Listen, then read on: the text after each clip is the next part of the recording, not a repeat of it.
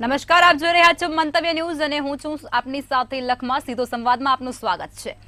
ગુજરાતમાં housing board દ્વારા જે મકાનો બનાવવામાં આવ્યા છે તે હાલ જર્જરિત હાલતમાં જોવા મળી રહ્યા છે અને જેને કારણે લોકોના જીવ પર સંકટ તોડાઈ રહ્યું છે. ત્યારે હવે કોઈ અનિચ્છનીય બનાવ ન બને તેના માટે ગુજરાત હાઉસિંગ બોર્ડ સફાળું જાગ્યું છે અને તેમના દ્વારા 127 કોલોનીના 30,000 જેટલા રહીશોને નોટિસ ફટકારવામાં આવી છે અને જણાવવામાં પણ આવ્યું છે કે રીડેવલપમેન્ટમાં જોડાવો અને નહીં તો તમારા મકાન રિપેર કરાવી લો. હવે રીડેવલપમેન્ટની જે પોલિસી છે તેની અંદર 75% લાભાર્થીઓની સંમતિ જરૂરી છે અને ત્યારબાદ જ કામગીરી શરૂ કરી શકાય છે. પરંતુ ઘણી કોલોનીઓમાં રહીશો હાઉસિંગ કર્મચારીઓ જ્યારે પ્રવેશે છે ત્યારે તેમને પ્રવેશવા જ નથી દેતા, તેમના કામમાં બાધા ઊભી કરતા હોય છે એવા આક્ષેપો તેમના દ્વારા થાય છે. ત્યારે આ જર્જરિત મકાનો અનેક પરિવારો માટે મોતની છતની જેમ સાબિત થઈ રહ્યા છે. તો આજ મુદ્દે કરીશું આજનો સીધો સંવાદ.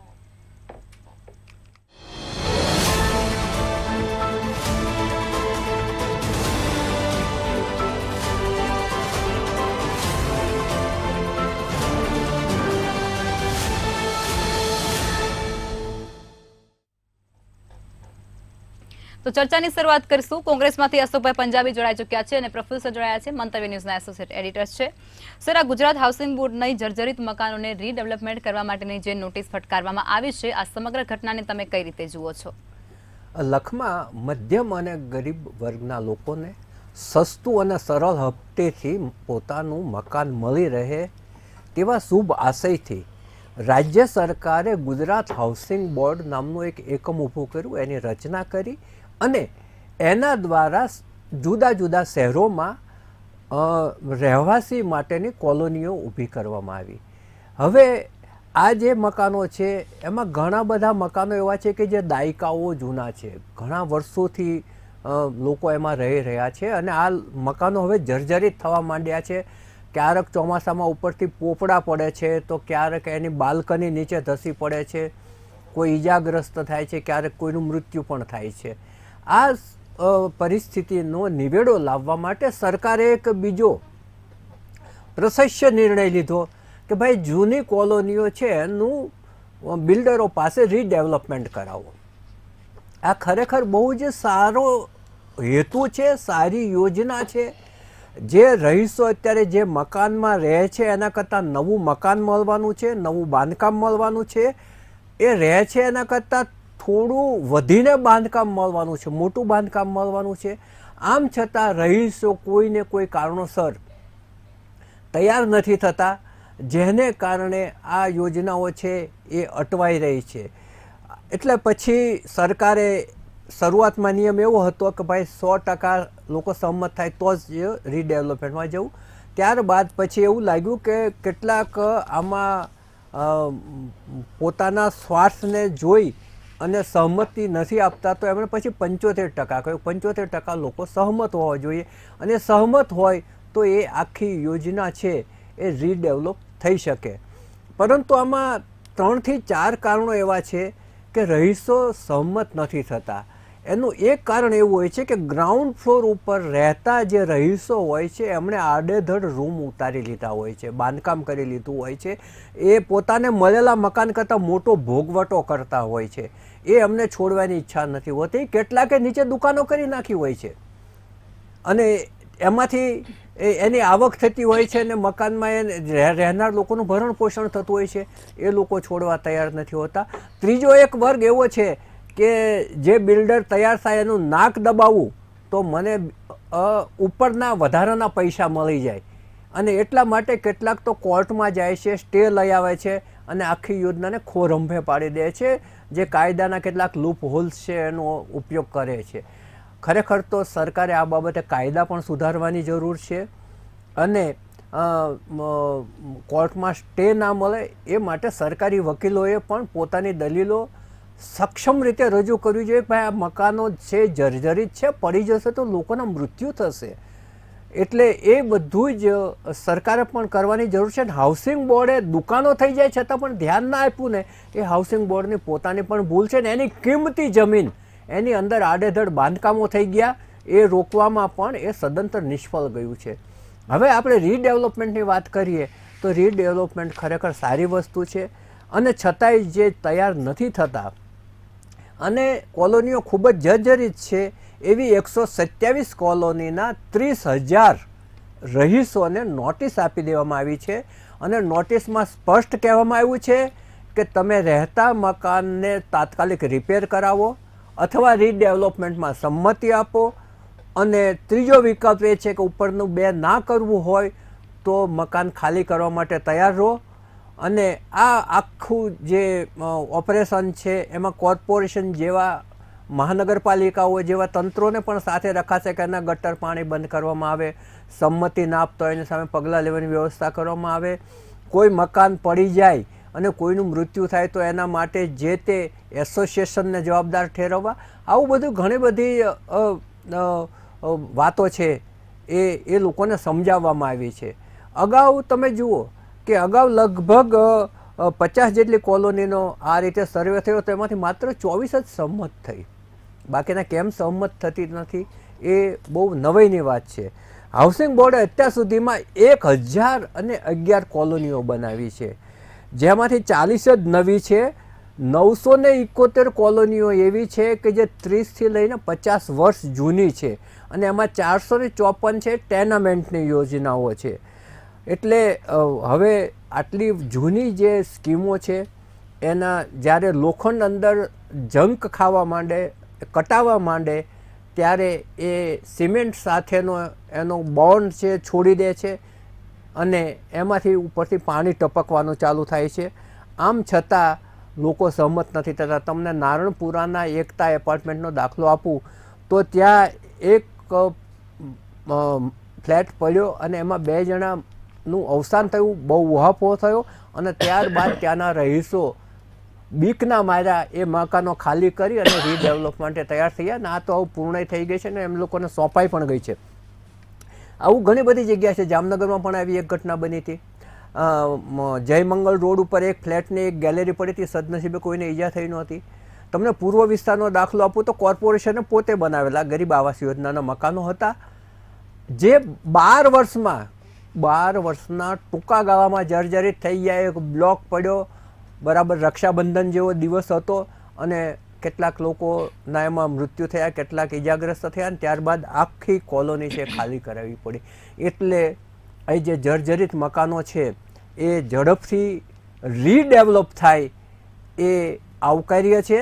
અને એના માટે જે કોઈ નડતરરૂપ તત્વો હોય એ તત્વોને સરકારે પોતાની રીતે જાહેર કરવા જોઈએ. જી બિલકુલ, ચોક્કસથી. તો ચર્ચામાં આપણી સાથે ભારતીય જનતા પાર્ટીમાંથી પ્રકાશભાઈ ઉપાધ્યાય જોડાઈ ચૂક્યા છે. પ્રકાશભાઈ, આપ એ જણાવો કે આ જે સરકારી આવાસ હોય છે તેમાં જે અત્યારે રીડેવલપમેન્ટની જે વાત કરવામાં આવી રહી છે એમાં લોકો સહમત કેમ નથી થતા, રહીશો કેમ સહમત નથી થતા, અને જે દબાણ કરવાથી આ લોકો છે તે કોઈના કોઈ રીતે કોર્ટમાંથી સ્ટે માગી લેતા હોય છે, તો તમને નથી લાગતું કે અહીંયા ક્યાંક કાયદાની પણ જે સુધારો છે તે કરવો જોઈએ થોડા ઘણા અંશે? લખમા અને મારા કો પેનલિસ્ટ પ્રફુલભાઈને ગુડ ઇવનિંગ.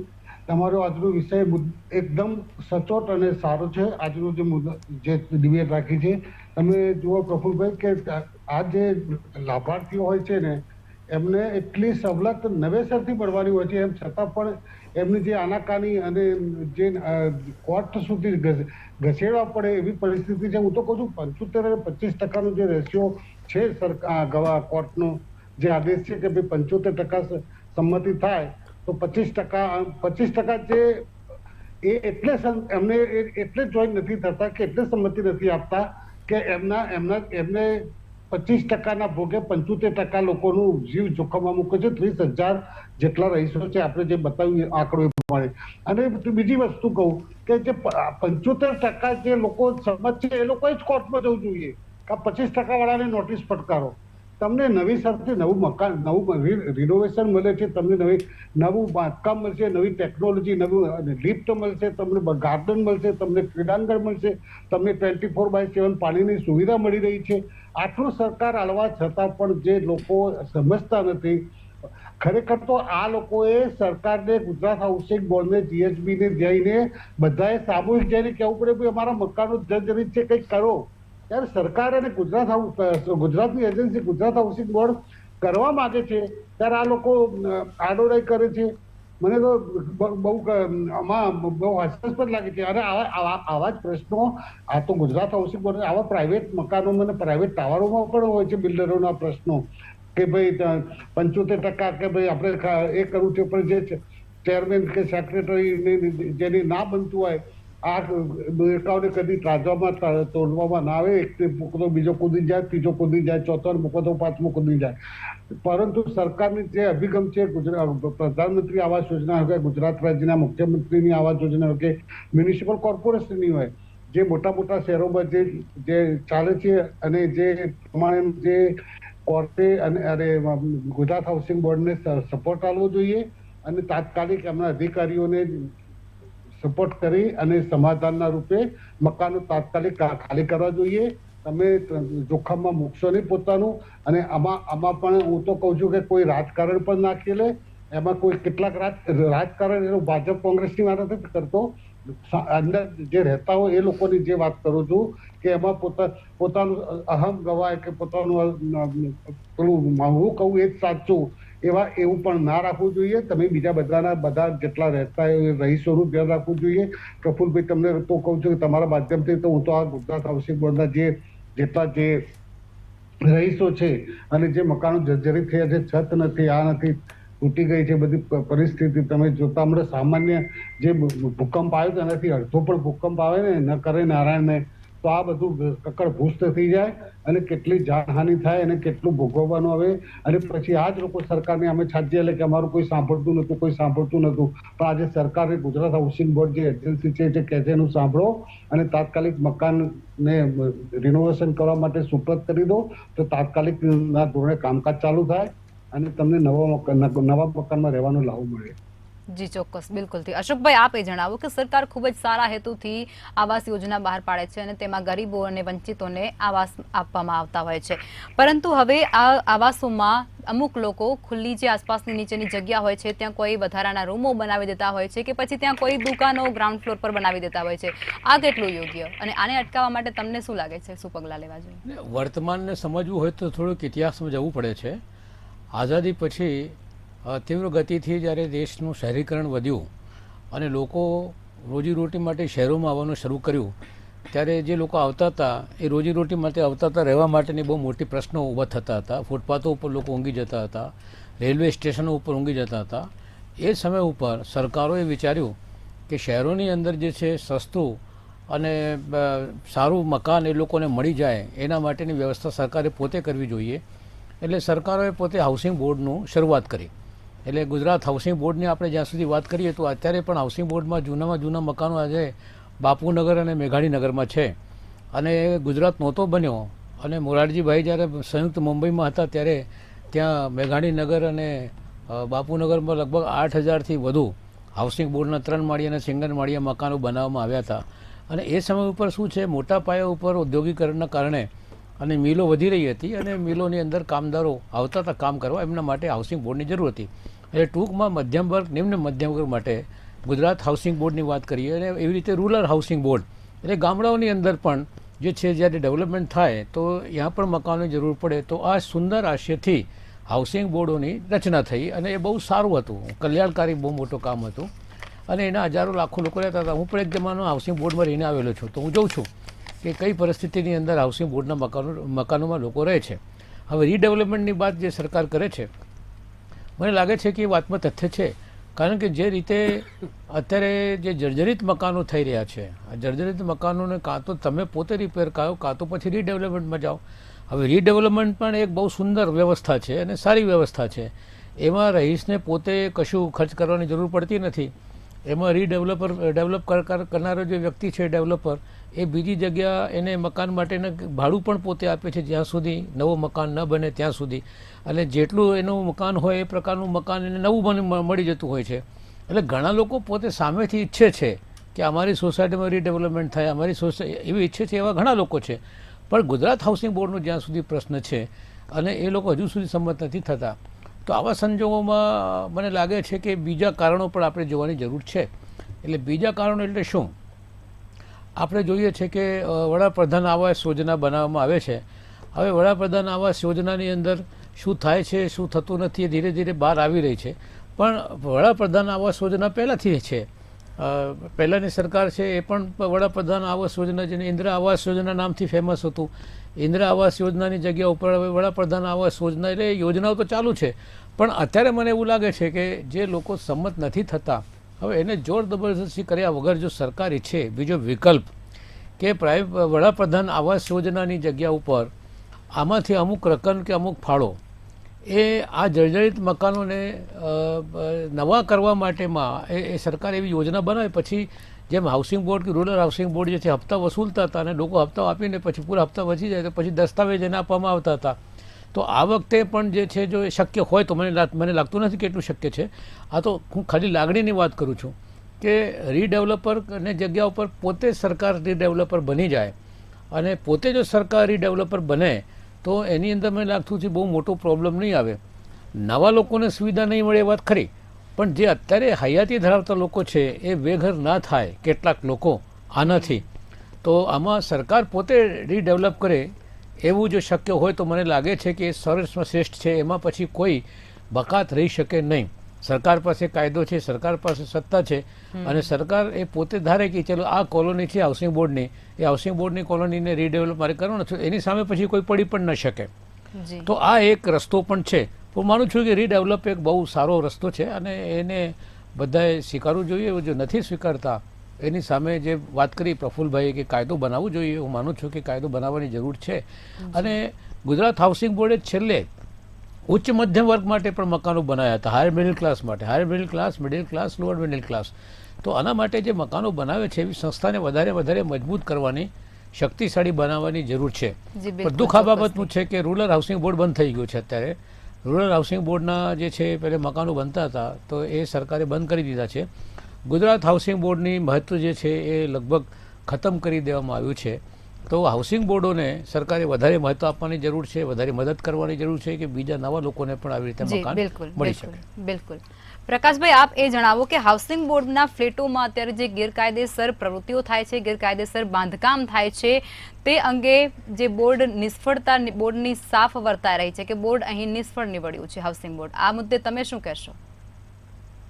સાચી વાત છે. ઘણા લાભાર્થીઓ શું કરતા હોય છે કે પોતે વર્ષો જૂનું પોતાના હાઉસિંગ બોર્ડની અંદર કે જે પંજાબી સાહેબ અશોકભાઈ મારા મિત્રે કીધું એ પ્રમાણે પહેલા સ્લમ ક્લિયરન્સ બોર્ડ હતું ને એનું 1961 એક્ટ પ્રમાણે ગુજરાત હાઉસિંગ બોર્ડ આવી ગયું. એ બધું મર્જ થઈ ગયું. હવે હું તમને કહું કે કેટલાક અસામાજિક તત્વો હોય છે એ ત્યાં આગળ શું હોય છે, રોડ ઉપરનું એમનું નીચેનું ગ્રાઉન્ડ ફ્લોર હોય છે, ત્યાં આગળ દુકાન બનાવી દેતા હોય છે. કોઈ ધોબી ના આપે, કોઈ બીજા કોઈ ના લે, કોઈ આમ આપે, ભાડે ચડાવે છે, પોતે ગામડે જતા રહેતા હોય છે રહેવા અને તગડા ભાડા લેતા હોય છે. કેટલાક અસામાજિક તત્વો એટલે કંઈક હવે તમને કહીશ તો પછી આ લોકો એમ કહેશે કે અમારે આ લાભાર્થીઓ એમ કહેશે કે અમારા વિશે આવું બોલે છે. કેટલાય અસામાજિક કામકાજો કેવી પ્રવૃત્તિઓ ચાલતી હોય છે તો છાપામાં આપણે અવારનવાર વાંચતા હોય છે કે આ પકડાયું નથી, આ સમાચાર આવ્યા, એ બધું ચાલતું હોય છે. અને એમાં કેટલાક બહારના તત્વો, અસામાજિક તત્વોના અડ્ડા બની ગયેલા હોય છે અને એ લોકોની દાદાગીરી એટલી હોય છે. તમે જુઓ કે આપણે ચીફ એન્જિનિયર એસવી ઝડપિયા સાહેબે પણ કીધેલું કે 527 કે 17 જેટલા તો મકાનો એટલા જર્જરિત છે કે એમને કોઈ મેન્ટેનન્સ નથી કર્યું, નથી કોઈ જાળવણી કરવામાં આવી. એના લીધે આના માટેના જવાબદાર કોણ? અને જ્યારે સરકારની agency Gujarat housing board GHB પોતે આ બધું માથે ઉપાડીને આ બધાને માટે નવી કલેવર આપવામાં આપે છે. જે પુરાના શૌચાલયો હતા એની જગ્યાએ આધુનિક શૌચાલય આવશે. 24/7 પ્રમાણે 24/7 પાણીની વ્યવસ્થા, બાગ બગીચા, ક્રીડાંગણ 3 માળની જગ્યાએ 5 માળ થશે. એમના રૂમનું ચોરસવાર કે ચોરસ ફૂટનો પણ વધારો થઈને એકાદ રૂમ પણ વધશે. અને 3ની જગ્યાએ 4, 5 કે 7ની જે FSI પ્રમાણે સરકાર એમના લોજ પ્રમાણે અને ધારાધોરણ પ્રમાણે બનાવશે ફ્લેટો કે નવા મકાનો, તો બીજા લાભાર્થીઓને પણ લાભ પડશે. હવે તમે તો લાભ લઈ લીધો અને તમે શું કામ પોતાના જીવને જોખમમાં રાખીને રહેવા માંગો છો? કે શું તકલીફ છે આ જૂના જર્જરિત મકાનો છોડી અને સરકારને સોપરત કરી ગુજરાત હાઉસિંગમાંથી અને નવા ઢબના મકાનો લિફ્ટ સાથેના, ક્રીડાંગણ સાથેના, મેં કીધું પ્રમાણે પાણીની સુવિધાઓ, આ બધું તમને મળવાનું જ છે. અને તમને ખાલી કરાવીને કે તમને પાછું નથી હાલવાનું હોતું નથી, તમને ઉમેરીને આપવાનું છે. જી બિલકુલ, અને ચોક્કસથી. લખમાં તમે જે કીધું કે અસામાજિક તત્વોના અડ્ડાઓ તો જે અત્યારે મોટી મોટી શહેરોમાં જે આ જે ગુજરાત હાઉસિંગ બોર્ડના ને આજુબાજુના જે ચાલી રહ્યા છે રોડ ઉપર રસ્તા ઉપરના જે બધા એ બધા પણ બંધ થવા જોઈએ એવું હું માનું છું. જી ચોક્કસથી, બિલકુલ. અશોકભાઈ, આપે જણાવો કે સરકારના એકમ હાઉસિંગ બોર્ડે 127 કોલોનીને નોટિસ પાઠવી છે, પણ શું હવે ત્યારબાદ આગળના પગલાં લેવાશે? તમારા મત મુજબ તમે જણાવો. આગળના પગલાં એટલે શું? આમાં રીડેવલપ માટે જે છે સરકાર કેટલે જે સંસ્થાઓ આગ્રહ કરી રહી છે, તો એના માટે કોઈ વ્યવસ્થા સરકારે પોતે ગોઠવવી જોઈએ. કારણ કે એ વાત સાચી છે કે મકાનો જર્જરિત થઈ ગયા છે અને મકાનો લાંબા સમય ટકી શકે નહીં. એટલે એક કહીએ છે કે આ રાષ્ટ્રની સમસ્યા છે જોવા જઈએ તો. કારણ કે જે લોકો છે એ મોટા પાયા ઉપર એમાં રહે છે અને જે રહે છે એ હંમેશા ખતરાની અંદર, મોલની અંદર એ રહેતા હોય છે. તો આવા સંજોગોમાં હું માનું છું કે રીડેવલપમેન્ટનું મોટો એક સવાલ છે. એમાં જો સરકાર થોડુંક વિચારે પોતે અને પોતે રીડેવલપર બની જાય આ બાબતની અંદર, તો આ બાબતમાં પણ જે છે કોઈ રસ્તો આમાંથી નીકળી શકે છે. બાકી હું આને સમર્થન આપું છું કે રીડેવલપમેન્ટ હોવું જોઈએ અને રીડેવલપમેન્ટના કારણે જે છે એ બધાને ફાયદો છે, બધાને લાભ છે, રહેનારાને લાભ છે, રીડેવલપર કરવાને લાભ છે ને શહેરને પણ લાભ છે. જી ચોક્કસથી, આ સારી બિલકુલ. બાબત જી છે. પ્રકાશભાઈ, આપની વાત મૂકો ટૂંકમાં. લખમાજી અશોકભાઈ પંજાબી મારા અંગત મિત્ર પણ છે ને અમારા બહુ સ્નેહી પણ છે. અશોકભાઈ પંજાબીએ પોતાનું મંતવ્ય આપ્યું છે. શું કોંગ્રેસ પાર્ટી પોતાનું પ્રેસ નોટ જાહેર પ્રસિદ્ધ કરશે કે ગુજરાત હાઉસિંગ બોર્ડના આટલા જે 30,000 રહીશો છે એમના ભવિષ્યની સુખાકારી અને પોતાના જીવ જોખમમાં ના મૂકવા માટે ગુજરાત સરકારની એજન્સીને આ જીએચબીને મકાનો ખાલી કરી અને આપવા માટે અમે વિનંતી કરીએ છીએ કે કોઈ સ્ટેટમેન્ટ આપી શકે? તો શું છે કે આમાં કોઈ મેં ના કીધું કે આમાં કોઈ રાજકારણ નથી. આપણા આ જે રહે છે બધા આપણા ગુજરાતીઓ છે, આપણા ભાઈ બહેનો છે, આપણા જ માણસો છે. પરંતુ હવે જર્જરિત થઈ ગયા છે તો કોંગ્રેસ પણ અત્યારે ભલે સત્તા પર નથી, પરંતુ જીવના જોખમમાં રહેતા માણસો, એમના બાળકો કે એમના જે ઘરના પરિવારજનોનું ભવિષ્યમાં જોખમ ના થાય, પ્રકાશભાઈ, ધરાશય ના થાય, તો એક પ્રેસ કોન્ફરન્સ કરીને એક સુઝાવ પણ આપી શકે. પ્રકાશભાઈ, આ મુદ્દો ઉઠાવ્યો આજે અને ગુજરાતની લાખો કરોડો જનતા આ સાંભળી રહી છે અને એમાંથી કંઈક બોધપાઠ લે. આ 30,000 જો કોઈ સાંભળતું હોય અને અવશ્ય સાંભળશું તો આ પણ એક સારું સૂચન છે મારું. પ્રકાશભાઈ, જો આ રહીશો હાઉસિંગ બોર્ડને ગંભીર પ્રકારની નોટિસોને પણ ગાંઠતા ના હોય તો એ કોંગ્રેસના નિવેદનને થોડા ગાંઠે સાહેબ. ખરેખર શું કરવું જોઈએ કે કયા લોકો સહમત નથી થતા એની યાદી બનાવવી જોઈએ કે જે ગ્રાઉન્ડ. એક જ મિનિટ વચ્ચે પ્રકાશભાઈ સાંભળી લઈએ. એક જ મિનિટ. પ્રકાશભાઈ સાંભળી લઈએ. પ્રફુલભાઈ, તમારી વાત સાચી છે. એક જ મિનિટ. કોર્ટ કડક થશે ને અને પછી પોલીસ બધું થશે એટલે ખોટું ઘર્ષણ થશે. એક જ મિનિટ, મારી વાત પૂરી થવા દો.